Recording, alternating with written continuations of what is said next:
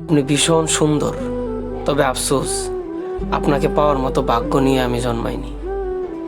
আপনাকে দেখলেই মনে হয় ভাগ্য যদি একটু দয়ালু হতো তাহলে হয়তো আপনাকে কাছে পাওয়ার স্বপ্নটা শুধু স্বপ্নই থেকে যেত না। আপনার মতো কাউকে চাওয়া ভুল নয়, ভুল ছিল নিজেকে উপযুক্ত ভেবে ভালোবেসে ফেলা। ভুল ছিল ভাগ্যকে না বুঝে আপনাকে মন দেওয়া। আপনি এখনো ঠিক আগের মতোই সুন্দর, আর আমি আগের মতোই হতভাগা। আপনার ভালোবাসা পাওয়ার মতো সৌভাগ্য নিয়ে এই পৃথিবীতে আমি আসিনি, তাই আপনি রয়ে গেলেন হয়তো নামক এক অসমাপ্ত গল্পে।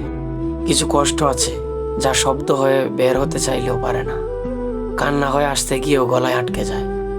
তখন বুকের ভেতরটা একটা অদৃশ্য চাপা ধাক্কা জমে থাকে, যা বাইরে প্রকাশ না পেলেও ভেতরটা চুরমার করে দেয়। চিৎকার করতে ইচ্ছা হয়, কান্না করে হালকা হতে ইচ্ছা হয়, কিন্তু চোখে জল আসে না। তখনই বোঝা যায় প্রকৃত যন্ত্রণা কতটা ভয়াবহ। মানুষের সবচেয়ে বড় অসহায়ত্ব হলো ব্যথা থাকলেও তা প্রকাশ করতে না পারা, আর সেই অদৃশ্য কান্নার যন্ত্রণা মানুষকে ভেতর থেকে ধ্বংস করে দেয়।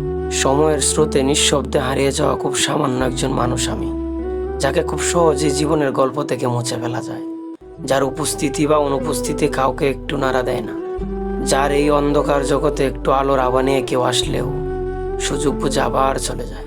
যখনই কাউকে খুব বিশ্বাসের জায়গায় রাখি, তখনই জীবন বুঝিয়ে দেয় তুমি মানুষটা আসলেই বোকা। জীবনকে যতটা সহজভাবে তুমি পাবো তা এত সহজ না। আর আমি বলি, আমার এই অন্ধকার জগতে বোকা হয়ে বাকিটা জীবন কাটিয়ে দিব, অন্তত কারো ক্ষতি হবে না।